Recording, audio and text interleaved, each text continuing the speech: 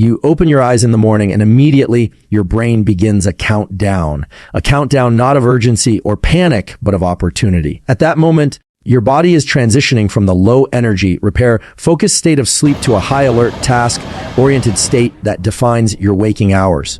This switch is mediated by a powerful internal system, the circadian clock, and the most potent tool to align that clock with optimal brain and body performance: sunlight. More specifically, exposure to natural light within the first 30 minutes after waking. This one behavior, seemingly simple, has the power to determine your alertness, your focus, your emotional stability, and your long-term cognitive health. Your circadian rhythm is governed by a master clock in the brain called the suprachiasmatic nucleus, located in the hypothalamus. This clock is sensitive to one primary input: light.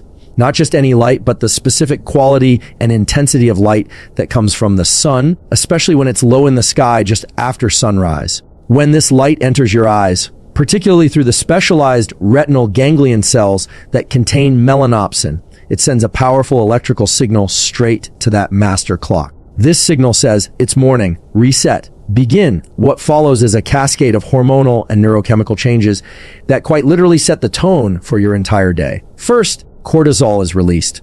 But this isn't the cortisol we associate with chronic stress. This is the healthy, rhythmic cortisol spike that your body expects in the morning. It elevates your core body temperature and increases your heart rate slightly and begins mobilizing glucose for mental and physical energy. Cortisol in this context sharpens cognition, enhances reaction time, and prepares you for action. But this release only happens robustly if that early morning light cue is delivered to your eyes. Without it, cortisol release becomes delayed and blunted, leading to fogginess, fatigue, and an unstable emotional baseline throughout the day. Moreover, early light exposure suppresses the hormone melatonin, the same chemical that made you sleepy the night before. Melatonin and cortisol operate in opposition. When one is high, the other should be low. Without light exposure, melatonin lingers in your bloodstream, muddying the waters of your mental clarity.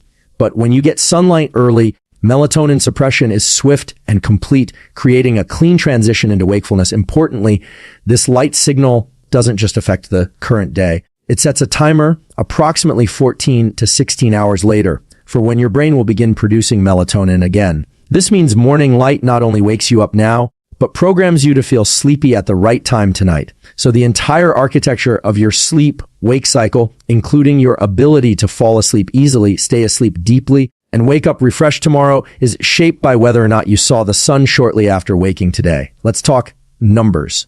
On a clear day, early morning sunlight provides 10,000 to 30,000 lux of light intensity. Indoor lighting, by comparison, rarely exceeds 500 lux. That difference isn't just quantitative, it's biological. Your retinal ganglion cells are tuned to respond only to high intensity light to trigger circadian entrainment. Sitting in a room with overhead lighting, or even in front of a bright screen, does not provide the stimulus necessary to properly set your clock. You need to go outside. Even if it's overcast, the sky still delivers over 1,000 lux, enough to trigger the required biological response. Duration matters, but intensity is key.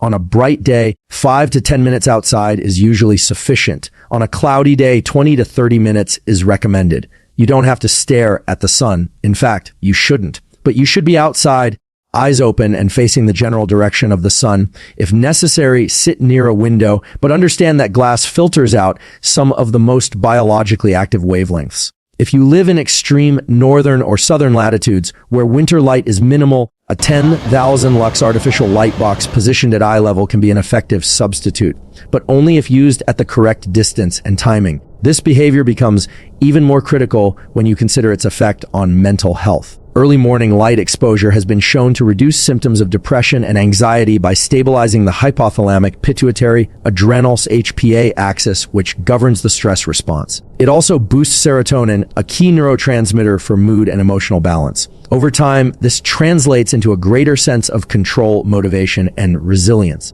Not because you forced yourself to think positively, but because you leveraged light to adjust your brain's chemical baseline in the right direction. In addition to these chemical benefits, there's the effect on focus and attention. Light, particularly in the blue spectrum, increases levels of norepinephrine and dopamine, neuromodulators that heighten alertness and goal-directed behavior. This means your ability to initiate tasks, resist distractions, and maintain mental effort is literally built into the first 10 minutes of your day. And it's free. You don't need a supplement, a wearable device, or an app. You need sunlight. Delivered at the right time, in the right dose, it's the most potent, legal, and scientifically validated performance enhancer available. Consistency compounds the effect. This isn't a one-time trick. It's a daily protocol, a reliable, repeatable signal to the brain that it's time to be awake, to be focused, and to start aligning biology with ambition. Over days and weeks, this protocol increases sleep quality, enhances energy regulation, sharpens cognitive processing, and elevates mood. Over months, it reshapes neural circuits associated with productivity, discipline, and reward. The same pathways that respond to natural light also influence how your brain processes success, how it encodes failure, and how it sustains long-term motivation. There's a ritual that millions follow the moment they wake up, reach for a cup of coffee. It's cultural, automatic, and often considered essential. But what if that exact habit is quietly sabotaging your energy levels, focus, and cognitive performance? Especially in the second half of your day. The science tells a surprising story. When you delay caffeine intake for 90 to 120 minutes after waking, you allow your brain and body to perform their natural, biologically wired routines first, before layering on the powerful stimulant effects of caffeine. This minor shift in timing rewires how your energy is distributed throughout the day, prevents afternoon crashes, and keeps your mental clarity stable and sustainable. To understand why timing matters, it helps to know what's happening in your brain as you wake. During sleep, a molecule called adenosine builds up. It's a byproduct of cellular energy use and is responsible for making you feel sleepy. When you wake, adenosine doesn't just vanish, it gradually clears out over the next hour or two. During this time, your body is naturally flushing the chemical from your system, using processes that are perfectly calibrated to your sleep-wake cycle. Cortisol, the alertness promoting hormone, is rising. Core body temperature is increasing. Brainwave frequencies are shifting from slow wave to beta rhythms, preparing for alertness. It's a critical recalibration phase. Now, caffeine doesn't give you energy. What it does is block the adenosine receptors in your brain. It creates the illusion of wakefulness by preventing your brain from registering the tiredness signal. So, if you drink caffeine too early while adenosine is still high, you block it before your body naturally clears it. That sounds fine until you realize that the adenosine hasn't gone anywhere. It's just waiting. As the caffeine wears off several hours later, often in the early afternoon, all that unprocessed adenosine floods the receptors at once. The result? A brutal energy crash, loss of focus, and a pull toward more caffeine, sugar, or stimulants just to keep going. Delaying caffeine allows for a more elegant and aligned process. Your natural systems finish clearing adenosine, cortisol peaks as it's meant to, and your alertness stabilizes on its own. Then, when you introduce caffeine around 90 to 120 minutes after waking, it amplifies an already alert state instead of compensating for a foggy one. This translates to smoother energy curves throughout the day, with fewer dips, better cognitive consistency, and improved mood regulation. You're no longer fighting your biology, you're enhancing it at the right moment. There's also a neurochemical benefit. Caffeine increases dopamine signaling by inhibiting its reuptake. But when this happens in a system that's already beginning to function properly, dopamine acts more efficiently. It sharpens motivation and enhances goal-directed behavior. But when caffeine is introduced too early, when your system is still booting up, dopamine may misfire. It spikes briefly and then drops, contributing to emotional volatility and poor reward tracking later in the day. Timing caffeine properly allows the reward circuits in the brain to engage fully, creating a more powerful reinforcement loop for habits, productivity, and learning. From a metabolic perspective, caffeine affects insulin sensitivity and glucose regulation. When consumed too early, before cortisol has naturally peaked, it can elevate blood sugar in a disorganized way. This can affect appetite, fat storage, and even cravings later in the day. But when delayed, caffeine's metabolic effects occur in harmony with the body's natural hormonal rhythm, leading to improved energy utilization and more stable appetite signaling. There's also a psychological dimension. Waiting to drink caffeine builds resilience. It teaches the brain and body to rely on their own internal resources first, rather than external stimulation. This shift in mindset cultivates a sense of discipline and confidence because you realize you don't need caffeine to start your day. You're using it strategically, not dependently. That mental reframing cascades into other areas: decision making, habit formation, emotional regulation. Small moments of delay and self-control in the morning generate large psychological dividends over time. For those who feel sluggish upon waking and believe they need caffeine immediately, there's a better alternative: movement and sunlight. Even 5 to 10 minutes of walking outside in natural light boosts cortisol and dopamine in ways similar to caffeine, but without the receptor interference. Pairing that with hydration, especially water with a pinch of sea salt or electrolytes, activates wakefulness circuits while replenishing the fluids lost during sleep. This builds a solid biological foundation upon which caffeine can later serve as a clean, efficient amplifier.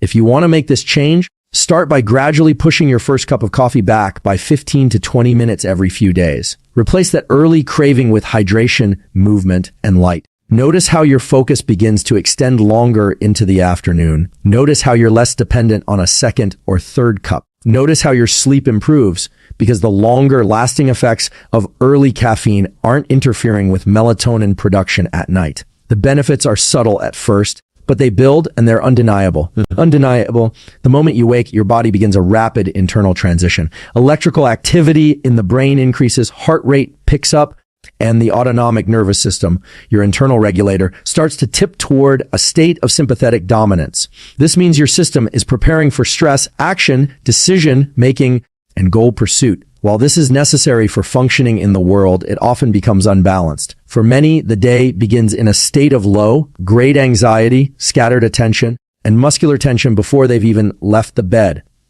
But there's a simple, powerful way to take back control in the first moments of the day, a protocol that engages the brain's calm and focus circuitry without needing external tools or stimulants. It involves 5 to 10 minutes of deliberate, controlled breathing or a short session of non-sleep deep rest, commonly abbreviated as NSDR. These protocols are rooted in the way the autonomic nervous system functions. It operates on 2 branches: the sympathetic branch, responsible for fight or flight responses, and the parasympathetic branch, responsible for rest, digestion, and recovery. Most people live with an overactive sympathetic tone throughout the day, rushing, checking phones, scanning for threats, both real and perceived. But this state taxes the brain's attentional systems and depletes key neuromodulators like dopamine and acetylcholine prematurely. With the right breathing practice or NSDR protocol early in the morning, you can rebalance this system in just a few minutes, allowing for a much more stable, focused mental state that persists throughout the day. Deliberate breathing protocols work because respiration is the one part of the autonomic nervous system that you can control voluntarily.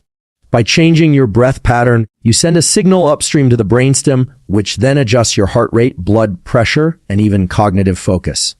For example, when you extend your exhales to be longer than your inhales, such as through a pattern of inhale for 4 seconds, exhale for 8, you activate the parasympathetic system. This tells the brain that the body is safe. The result is a reduction in cortisol levels, a lowering of the heart rate, and increased coherence in heart-brain rhythms, a biological state associated with clarity, emotional stability, and better decision-making. Another powerful breathing pattern involves the physiological sigh, 2 inhales through the nose, followed by a long exhale through the mouth. Just a few cycles of this breath can reduce the perception of stress and increase cognitive control, especially when practiced first thing in the morning.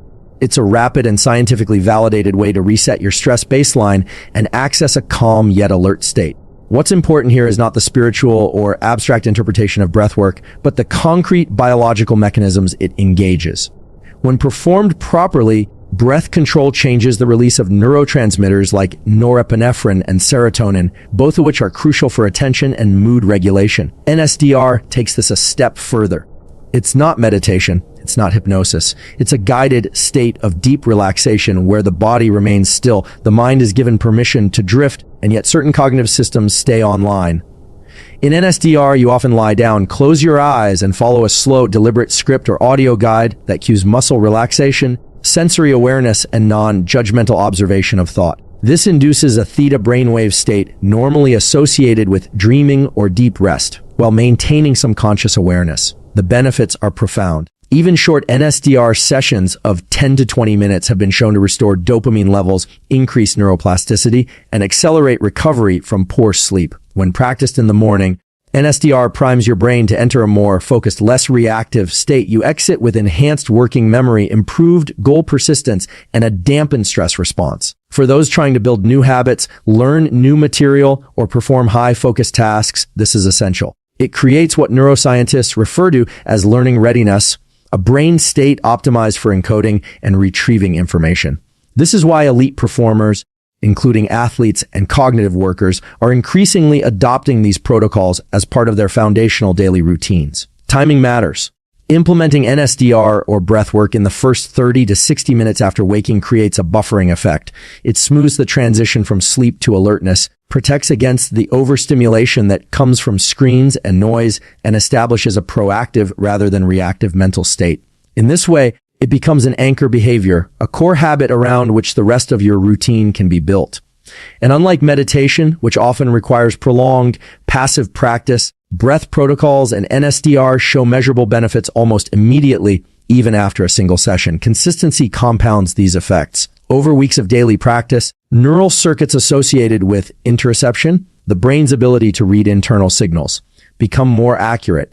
This allows you to detect rising stress earlier, deploy self-regulation tools more effectively, and maintain composure in the face of uncertainty. These skills don't just make you feel better, they improve performance, resilience, and decision quality. They enhance the quality of your relationships, your work, and your internal narrative. You become less reactive, more intentional, and biologically optimized to navigate complexity. Vital, within the first hour of waking, your brain and body are primed for movement. Not the kind that requires discipline to force through exhaustion, but a natural biological readiness rooted in millions of years of evolution. Your internal systems, neuromodulators, hormones, temperature regulation are shifting gears from rest to action. And when you engage in 10 to 30 minutes of moderate intensity physical movement during this window, you don't just activate your muscles, you activate your mind. You unlock a coil of brain-enhancing chemicals that rewire your motivational circuits, sharpen your attention, and increase your capacity to learn and adapt throughout the day. Movement, especially aerobic, rhythmic movement like walking, cycling, or light jogging, drives blood flow to the brain. But more importantly, it stimulates the release of a molecule, brain-derived neurotrophic factor, or BDNF. This molecule is often referred to as fertilizer for the brain, because it promotes the growth and maintenance of neural connections. It supports synaptogenesis, the formation of new synapses, and neurogenesis, the birth of new neurons in certain regions of the brain, especially the hippocampus. This is the area responsible for memory, spatial navigation, and emotional regulation. With even short bouts of movement, BDNF levels can spike, creating a biochemical environment in which your brain becomes more plastic, more malleable, and more capable of encoding new information. In addition to BDNF, movement triggers the release of dopamine. But this is not the dopamine surge that comes from novelty or pleasure. This is task-related dopamine, the kind that arises from physical effort and signals progress, not reward. When you move early in the day, you train your brain to associate physical exertion with achievement. You strengthen the mesolimbic pathway, the circuit between the ventral tegmental area and the nucleus accumbens, that governs motivation and drive. Over time, this reinforces a sense of forward momentum. You feel less stuck, less hesitant. You begin to associate movement with action and action with possibility. Cognitive benefits extend beyond chemical changes. Movement increases activity in the prefrontal cortex, the part of the brain responsible for planning, focus, and emotional regulation. It also vital strengthens the connectivity between the prefrontal cortex and the limbic system, the emotional center of the brain. This means that regular morning movement creates a buffer between impulse and action. You become better able to pause before reacting, to assess before deciding. Your emotional responses become more measured and your cognitive control strengthens. This is particularly important in a world filled with constant distraction and stressors. It creates what cognitive neuroscientists refer to as top-down regulation, a hallmark of resilient and high-functioning individuals. From an energetic perspective, movement early in the day sets the tone for how your body utilizes fuel. It enhances insulin sensitivity, which improves how your cells absorb and use glucose. It increases mitochondrial activity, which raises your overall energy output. And it accelerates the transition from the groggy state of sleep inertia to the high alert state required for focused work and clear decision making. These shifts are not marginal. They change how your body and brain allocate resources for hours afterward. And there's another layer. Movement helps regulate your circadian rhythm. Physical activity in the morning, especially when done outdoors in natural light, reinforces your body's internal clock. It sends a second signal alongside sunlight that it is daytime. This synchronizes your internal systems, your hormone cycles, body temperature fluctuations, and alertness rhythms. So they align with your external environment. The more consistent your circadian rhythm becomes, the better your sleep, your mood, your digestion, and your cognitive performance. It all begins with movement and light. Two free, biologically essential inputs. Even if the movement is low intensity, like a brisk walk, it still delivers neurochemical benefits. A walk in the morning not only increases dopamine and BDNF, but also serotonin. This neurotransmitter regulates mood, appetite, and social behavior. Elevated serotonin in the early part of the day correlates with lower anxiety, more patience, and a greater ability to experience gratitude and connection. These are not vague emotional states. They are measurable neurochemical conditions shaped by your behavior. You also create a psychological shift. When you move early, you take deliberate control over your biology before the world makes demands on you. This creates a sense of agency, a feeling that you're steering your life rather than being pulled by it. Agency increases confidence. Confidence increases follow-through. And over time, follow-through creates identity level change. You stop identifying as someone who needs motivation and begin to see yourself as someone who initiates action as a baseline. This transformation is not theoretical. It's built into your biology. Movement rewires your identity through repetition and reinforcement. And finally, there is the profound, often underrated benefit of clearing mental clutter. A rhythmic movement, especially when done without screens, allows the default mode network in the brain to activate in a healthy way. This network is responsible for self-reflection, future planning, and creative problem solving. But when it's hijacked by rumination or overstimulation, it becomes a source of anxiety and indecision. Morning movement gives it space to operate optimally. It allows you to process, to prioritize, to think clearly. Often your best ideas, your clearest intentions, and your most grounded insights don't come while sitting still. They come while moving. The brain is not just shaped by thought. It is sculpted by discomfort, by how you respond to controlled challenges. One of the most accessible and powerful of these is cold exposure. Whether it's a cold shower, an ice bath, or even a few minutes of unheated water in the morning, the physiological impact is profound. It's not just about toughness or willpower. Cold acts as a trigger, an input that reorganizes your neurochemistry in ways that dramatically increase focus, drive, and stress resilience. When applied deliberately and consistently, cold exposure becomes a tool for rewiring the nervous system to respond better to adversity rather than being overwhelmed by it. When your body is exposed to cold, a sequence of biological events occurs almost instantly. Skin temperature drops. Cold receptors send urgent signals to the brainstem, which activates the sympathetic nervous system. This releases epinephrine, also known as adrenaline, into your bloodstream. Your heart rate increases. Blood vessels constrict. Breathing becomes shallow. These are all signs that your body is preparing to survive. But unlike an uncontrolled stressor, cold exposure is a chosen stressor, and that choice changes everything. It gives you agency over the response. Over time, this teaches the nervous system a new rule. Stress doesn't always mean threat. It can mean readiness. That shift in interpretation is what builds resilience. On a neurochemical level, cold exposure increases dopamine levels significantly and for extended periods. Research shows that even a 2 to 3 minute exposure to cold water can boost dopamine by up to 250%, with elevated levels lasting for hours. This is not the short, spiking dopamine associated with scrolling or sugar. This is tonic dopamine, sustained, steady, and deeply tied to motivation, perseverance, and mood. It fuels the systems in the brain that say, keep going, push forward, solve the problem, rise to the challenge. But there's another layer. Cold exposure trains your prefrontal cortex, the brain region responsible for decision making and emotional regulation, to stay online in the face of stress. Most people, when confronted with discomfort, enter a reactive state. The limbic system takes over. The rational mind disappears. But when you step into the cold by choice and remain calm, especially through steady breathing, you send a signal to your brain, we can stay composed even when conditions are intense. That neural circuit gets reinforced. And over time, you begin to generalize that calm into other areas of life, difficult conversations, high stakes decisions, public speaking, emotional upheaval. The cold becomes a rehearsal for real life. There's also a metabolic impact. Cold exposure activates brown fat, specialized tissue that burns energy to generate heat. This increases thermogenesis and boosts your metabolic rate. But more importantly, it increases mitochondrial activity, the powerhouses of your cells. This isn't just about burning calories. It's about improving the efficiency with which your body creates and uses energy. The more mitochondrial density you have, the more energy your brain has access to. That translates into clearer thinking, faster processing, and higher endurance. Not just physically, but mentally.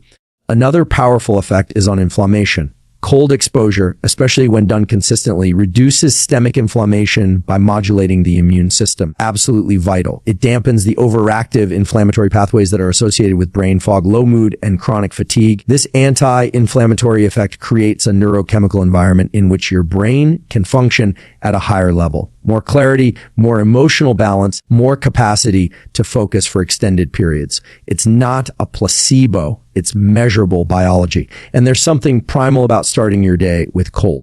It immediately breaks the pattern of comfort. It demands presence. You cannot scroll your phone or worry about emails while cold water hits your skin. The mind stops wandering. You are forced into the now. This kind of focus imposed by sensation is one of the fastest ways to reset your attention system. It shifts your brain out of default mode and into task mode. You exit with a sharpened sense of readiness, an elevated alertness that doesn't rely on caffeine or stimulants. Vital. It comes from your own internal systems being challenged and awakened. For those worried about tolerance or safety, the protocol doesn't need to be extreme. Even 30 seconds of cold water at the end of a warm shower is enough to create a neural reset. What matters most is consistency and intention. The cold must be deliberate, controlled, and repeated regularly. Over time, your brain stops interpreting it as a threat and begins interpreting it as a signal it's time to activate. That interpretation generalizes.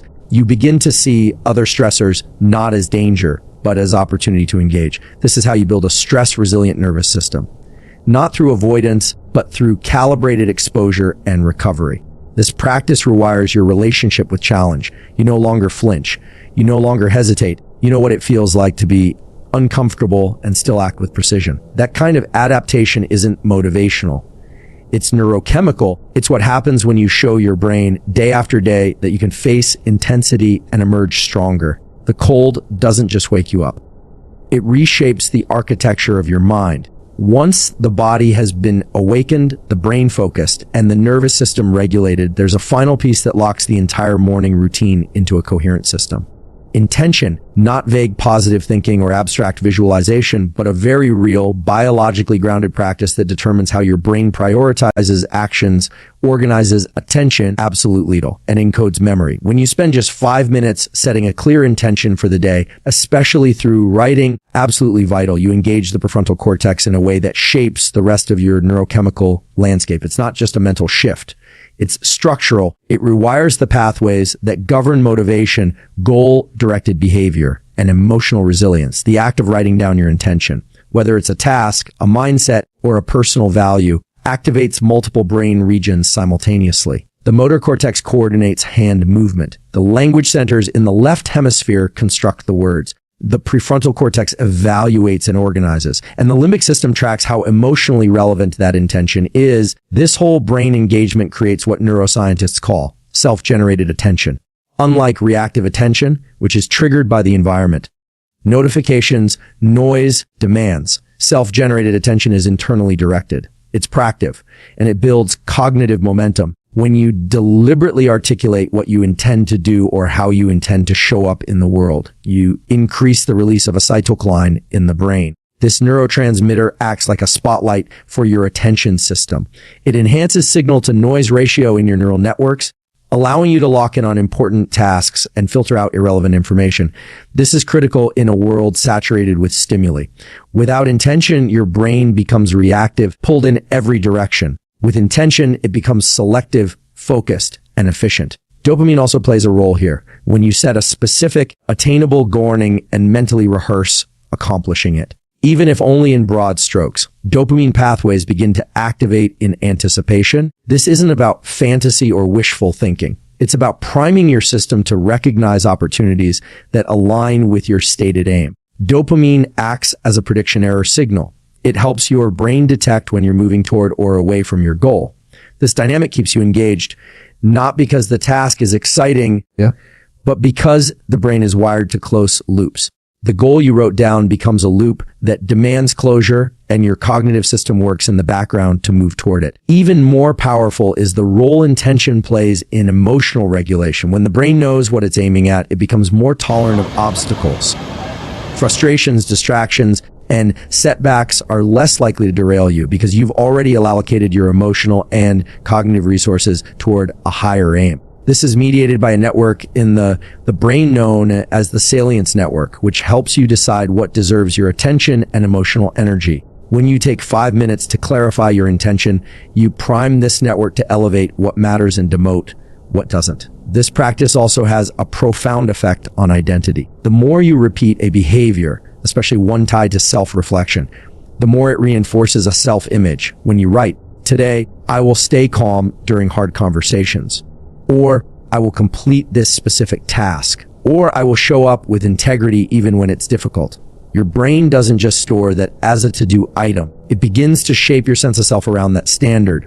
Neurons that fire together wire together. The more consistently you rehearse a value or behavior mentally and emotionally, the more automatic it becomes neurologically. On a physiological level, this practice increases heart rate variability. An indicator of how balanced your autonomic nervous system is when you engage in intention setting, especially in a calm state after breathwork or cold exposure. You increase vagal tone, which allows you to move more fluidly between calm and action, focus and rest. This enhances your ability to handle stress without overreacting. You become less impulsive, more deliberate, more able to pause, reassess, and choose wisely in real time. Another important layer is emotional encoding. When you write something by hand, rather than typing, it activates the reticular formation and the limbic system in a more pronounced way. This means your emotional brain gets involved. And when emotion is involved in learning or goal setting, retention increases. Your system flags that information as important. So rather than simply knowing what you want to do,